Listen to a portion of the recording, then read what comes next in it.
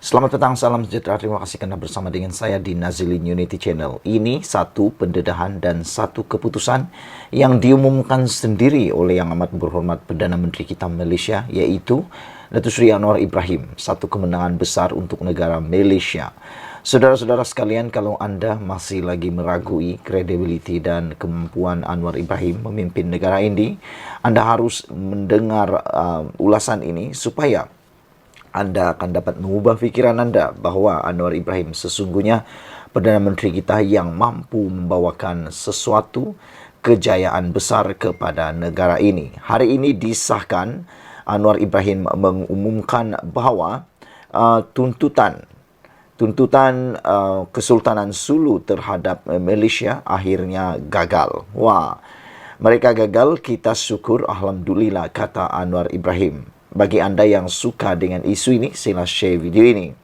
Mahkamah Rayuan The Hague di Belanda hari ini menolak permohonan kumpulan Sulu untuk mengiktiraf dan menguatkuasakan award terakhir timbang tara sebanyak AS 14.9 bilion atau bersamaan dengan RM 62.59 bilion di negara itu. Wah, saudara-saudara sekalian, ini satu jumlah yang bukan sedikit. Ini jumlah yang amat besar. RM 62.59 bilion ini satu jumlah yang amat besar. Kalau Malaysia terpaksa membayar nilai ini satu kerugian besar kepada kita. Tetapi kita bersyukur kerana kekuatan pengaruh, kekuatan hubungan luar negara dan kekuatan hormat, dihormatinya Anwar Ibrahim di seluruh dunia, maka negara kita akhirnya menang dan rayuan kumpulan Sulu itu ditolak oleh mahkamah. Saudara-saudara sekalian, keputusan ini diumumkan sendiri oleh Perdana Menteri Datuk Seri Anwar Ibrahim yang kini dalam lawatan rasmi 2 hari ke Laos bermula semalam sebelum beliau berlepas pulang. Beliau kata, menang, alhamdulillah. Menjadi persoalan saya ialah, kalaulah Perdana Menteri yang lain yang masih memerintah Malaysia, adakah isu ini akan dimenangi dengan kekuatan pengaruh dan kekuatan penghormatan terhadap peribadi Perdana Menteri itu? Adakah Perdana Menteri yang lain mampu memenangi keputusan mahkamah seperti ini? Saya yakin salah satu sebab mengapa Anwar Ibrahim menang, mengapa Malaysia menang atas perbicaraan ini, kerana pengaruh Anwar Ibrahim dan kekuatan individu itu juga adanya fakta-fakta yang menyokong negara kita, Malaysia. Kita ucapkan tahniah kepada usaha yang amat kuat ini. Anwar Ibrahim kata, menang, alhamdulillah, dapat menamatkan satu episod yang tidak baik untuk negara yang mencabar kedaulatan Malaysia. Mereka gagal, kita syukur, alhamdulillah, katanya kepada Malaysia, media Malaysia. Saudara-saudara sekalian, bayangkan sebelum ini Anwar Ibrahim dikecam, diserang habis-habisan oleh pembangkang, mengatakan bahawa Anwar Ibrahim seakan-akan tidak mempertahankan kedaulatan Malaysia. Tapi ini buktinya, Anwar Ibrahim bertindak luar biasa sehingga akhirnya kita menang, dan telah pun menunjukkan bahawa Anwar Ibrahim sesungguhnya menjaga kedaulatan Malaysia. Award itu telah diberikan oleh penimbang tara Spanyol Dr. Gonzalo Stampa pada 28 Februari 2022 kepada 8 individu yang mengaku sebagai waris Kesultanan Sulu. Dalam usaha mereka untuk menguatkuasakan award itu, kumpulan Sulu terbabit telah dilaporkan cuba menyita aset Petronas di Luxembourg dan Belanda, selain menyasarkan aset diplomatik Malaysia di Perancis termasuk sebahagian daripada kedutaannya di negara itu. Saudara-saudara sekalian, kita ucapkan tahniah sekali lagi atas kemenangan besar kepada negara kita Malaysia. Semoga dengan adanya kepimpinan Anwar Ibrahim, maka kita akan lebih menang lagi banyak tuntutan-tuntutan yang lain, termasuklah tuntutan persempadanan berkaitan dengan kepulauan-kepulauan, perairan-perairan yang ada di Malaysia. Bagi anda yang masih meragui akan kekuatan Anwar Ibrahim, ini satu bukti yang mungkin membuatkan anda berubah fikiran. Anwar Ibrahim mempertahankan kedaulatan negara kita. Sekian dulu, ikuti terus ulasan selepas ini. Selamat pagi, salam sejahtera. Ini berita yang paling menggembirakan Anwar Ibrahim. Saudara-saudara sekalian, selama ini kita sering mendengar parti muda dipimpin Syed Saddiq Said Abdurrahman seringkali seperti tidak tahu di mana kedudukan mereka. Kadang-kadang mengkritik PN, kadang-kadang mengkritik Anwar Ibrahim, dan kadang-kadang pula mengecam juga Kerajaan Pakatan Harapan. Kemarin, timbalan Presiden Parti Muda, yaitu Amira, beliau telah pun memohon supaya menyuruh supaya Anwar Ibrahim segera memohon maaf terhadap rakyat Malaysia kerana menurut beliau tindakan Anwar Ibrahim meminta nombor telefon daripada seorang pelajar tingkatan 6 semasa program sebagai sesuatu yang menghina atau tidak menghormati kedudukan wanita. Saya telah mengulasnya kemarin kerana saya kata perbuatan meminta nombor telefon itu tidak semestinya menghina. Seperti Fadlina kata, disalah tafsir. Saya berfikir Anwar Ibrahim pada ketika itu cuba untuk menyelami kedudukan ataupun sikap remaja yang suka bergurau meminta nombor telefon untuk menaikkan, bukan untuk melemahkan, tetapi untuk menaikkan semangat seseorang. Kalau remaja, mereka diminta nombor telefon, sebenarnya bukan mereka terasa untuk dihina, tetapi mereka akan rasa bangga, mereka akan rasa gembira, dan mereka akan rasa mereka cantik dan mereka ada peminat. Mereka akan lebih tambah yakin diri. Itu adalah remaja. Bagi kita yang sudah tua-tua bangka nih, yang telah pun mencapai umur lebih daripada 40 tahun, janganlah Anda berfikir seperti seakan-akan Anda konon-kononnya remaja dan kata perbuatan diminta nombor telepon itu terhina. Anda mungkin kena berfikir dalam konteks orang-orang muda, dalam konteks anak-anak muda, dalam konteks remaja. Barulah Anda mengerti dan Anda tak salah tafsir. Saya fikir itulah yang coba dibuat oleh Anwar Ibrahim. Namun, berita gembiranya hari ini ialah apabila selepas Anwar Ibrahim dikecam teruk oleh timbalan Presiden Parti Muda, akhirnya parti itu mengumumkan bertanding secara solo di 6 negeri. Kenapa saya memberikan tajuk berita gembira? Kerana Anwar Ibrahim tidak lagi payah-payah, tidak lagi susah-susah untuk memikirkan pembahagian kerusi, memberi kerusi kepada parti muda, nak beri di mana, nak susah, macam-macam lah. Jadi, liability kepada Anwar Ibrahim telah dikurangkan. Beban kepada Anwar Ibrahim dan juga Pakatan Harapan serta Kerajaan Perpaduan untuk memberikan kerusi kepada parti muda. Lagi pula, parti muda menunjukkan prestasi yang kurang baik semasa PRU 15. Itu sebabnya ini satu berita yang gembira buat Anwar Ibrahim. Muda telah mengesahkan hanya bertanding solo di 6 negeri. Muda mengumumkan bahawa ia akan bertanding sendiri di semua 6 negeri pada PRN akan datang. Presidennya Syed Saddiq Said Abdurrahman menjelaskan bahawa mereka beranggapan 2 blok politik sedia ada tidak mencukupi. Saya tidak tahu apa maksud Syed Saddiq Said Abdurrahman ini bahawa 2 blok politik sedia ada tidak mencukupi. Maknanya macam mana? Adakah 5 blok baru cukup, 9 blok baru cukup, 20 blok baru cukup? Pada pendapat saya, 2 blok politik sekarang sudah mencukupi, bahkan ia bukan sekadar mencukupi, bahkan telah melampau dan memecah belahkan memecahkan undi orang-orang Melayu Islam. Muda akan bertanding dalam PRN menggunakan kekuatan parti politik sendiri, kata beliau. Saya tidak melihat di mana kekuatan parti politik muda ini kerana rekod pencapaian mereka dalam PRU baru-baru ini tidaklah semegah mana.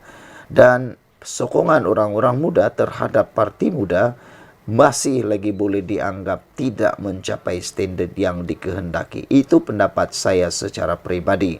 Di tempat kami, parti muda tidak mendapat sokongan yang kuat. karena mereka tidak dapat undi yang cukup banyak untuk memenangkan mereka. Bahkan ramai lagi yang tidak kenal dengan parti ini. Mereka anggap tiada halat tuju. Mudah menyertai Pakatan Pilihan Raya dengan Pakatan Harapan untuk PRU15. Masa-masa itu PKR berkata mudah tidak dijadikan sebagai parti komponen kepada Pakatan Pembangkang TK itu kerana ia memerlukan kelulusan ROS. Sebab itu mudah membuat pendirian untuk fokus kepada politik baru.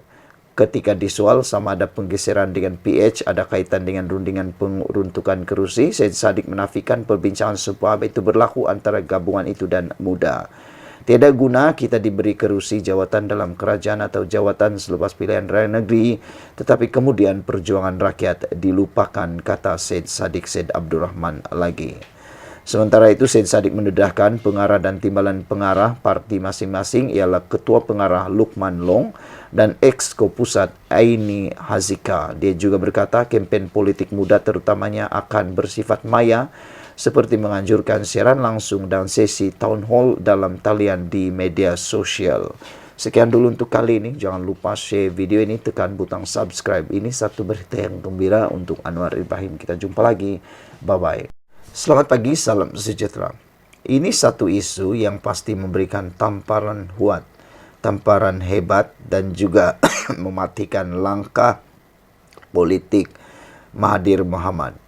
Ada yang orang mengatakan sebelum ini mereka kata Mahathir akan bangkit semula melalui proklamasi Melayu. Ada orang kata Mahathir Mohamad akan bangkit semula dan akan mampu menawan semula hati rakyat melalui proklamasi Melayu apabila beliau telah mendapat sekutu yang baru, yaitu PAS, dan beberapa pemimpin juga menyokong proklamasi Melayu. Namun demikian, apabila isu ini dibongkar, apabila pendedahan baru ini dibongkar, nampaknya Tun Mahathir Mohamad dalam politiknya bukannya bangkit atau menemui kehidupan semula, tapi rupa-rupanya beliau masih berada di laluan trek yang membawa kepada kematian politik Mahathir Mohamad. Apa tentang berita itu, saudara-saudara sekalian?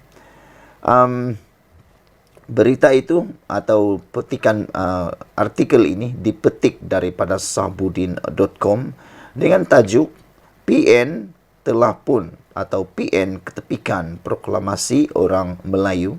Persoalan ini timbul apabila sebelum ini anda sudah mendengar bahawa Tun Mahathir kata dalam selepas perbincangan meja bulat, Tun Mahathir kata selepas beliau mengatakan kami sudah muktamadkan, ataupun Mahathir kata selepas rundingan bulat yang dihadiri beberapa pemimpin utama PAS dan pemimpin kecil bersatu yang tidak dihadiri oleh Muhyiddin selaku Ketua Pembangkang, Tun Mahathir telah menyebut pertemuannya dengan Muhyiddin akan diatur selepas itu, yang mana kononnya Tun Mahathir seolah-olah mendebatkan dirinya sebagai Ketua Blok Pembangkang, mengumumkan mereka bersetuju untuk tidak bertembung sesama sendiri dalam PRN akan datang. Namun, apa yang diumumkan terkini oleh Muhyiddin Yassin memberikan petunjuk isyarat yang sebaliknya. Mereka bahkan bukan tidak berjumpa seperti yang diumumkan oleh Mahathir, bahkan Muhyiddin pula mengumumkan pembahagian kerusi tanpa melibatkan parti yang dianggotai oleh Mahathir Mohamad dan kelihatan akan bertembung sesama sendiri. Jadi, maknanya kehidupan politik Mahathir Mohamad akan hancur dan tidak akan bangkit semula menemui kematian. Mahyadin Mat Yassin semalam mengumumkan PN akan bertanding di semua 245 kerusi DUN dan dalam PRN 6 negeri akan datang. Apa maknanya? Maknanya tidak ada satu kerusi pun mau diserahkan ataupun mahu dikompromikan kepada Pakatan Proklamasi Melayu ataupun kepada parti yang dianggotai oleh Mahathir Mohamad. Katanya PAS akan bertanding 126 kursi, Bersatu 83 kursi dan Gerakan 36 kursi. Maksudnya berjumlah 245 kursi. Di mana Tun Mahathir akan bertanding. Yang apabila Tun Mahathir kata seolah-olah beliau menjadi ketua blok pembangkang pula, tiba-tiba Tun Mahathir tidak dapat apa-apa kerusi. Rundingan kerusi berjalan lancar, kata Muhyiddin, tiada perselisihan faham berlaku. Kami dapat muktamadkan rundingan lebih awal berbanding tarikh pengundian yang masih belum diumumkan, kata Muhyiddin lagi. Saudara-saudara, sebelum ini, selepas mengadakan rundingan meja bulat dengan parti-parti yang menyokong proklamasi orang Melayu, Tun Mahathir Mohamad yang seolah-olah menobatkan dirinya sebagai ketua blok pembangkang mengumumkan mereka bersetuju untuk tidak bertembung sesama sendiri dalam PRN akan datang. Dalam rundingan bulat, meja bulat yang dihadiri beberapa pemimpin utama PAS dan pemimpin kecil bersatu tetapi tidak dihadiri oleh Muhyiddin dan Hamzah Zainuddin selaku ketua blok pembangkang, Tun Mahathir turut menyebut pertemuannya dengan Muhyiddin akan diatur. Begitupun di sebalik Muhyiddin menyatakan kesediaan untuk bertemu dengan Tun Mahathir yang lebih dulu mempelawannya untuk bekerja sama, tetapi sehingga kini tiada pertemuan. Secara umumnya disedari kebimbangan dalam PN terhadap pertemuan itu ialah Tun Mahathir pastinya akan meminta sejumlah kerusi untuk kelompok yang menyokongnya, termasuk pejuang yang dipimpin anaknya Mukriz. Hakikatnya mereka itu tiada kekuatan sendiri selepas hilang deposit pada PRU 15 lalu dan berharap dapat bernafas kembali dengan menumpang kekuatan PN. Makalah Mukriz tidak lama sebelum ini turut memohon untuk menyertai PN tetapi telah ditolak dengan alasan akan mengganggu proses pengagihan kerusi dalam gabungan tersebut. Semalam, sementara Tun Mahathir masih di luar negara tanpa menunggu perjumpaan dengan Muhyiddin berlangsung, PN secara rasmi telah mengumumkan dan memuktamadkan pembagian kerusi antara mereka. Nampaknya, melalui pembagian itu tiada kerusi diperuntukkan kepada parti atau pihak lain selain parti dalam PN. Sekaligus ini bermakna PN telah menepikan Tun Mahathir dalam proklamasi orang Melayu dan menghadapi PRN 6 negeri mendatang ini. Masih mahu bertanding jugakah mereka yang bersama proklamasi orang Melayu, termasuk pejuang yang dipimpin Mukriz dalam PRN nanti? Kita pun belum dengar lagi pengumuman daripada kumpulan proklamasi Melayu. Sekian dulu untuk kali ini. Jangan lupa tinggalkan komen Anda, tekan butang subscribe. Kita jumpa lagi. Bye-bye.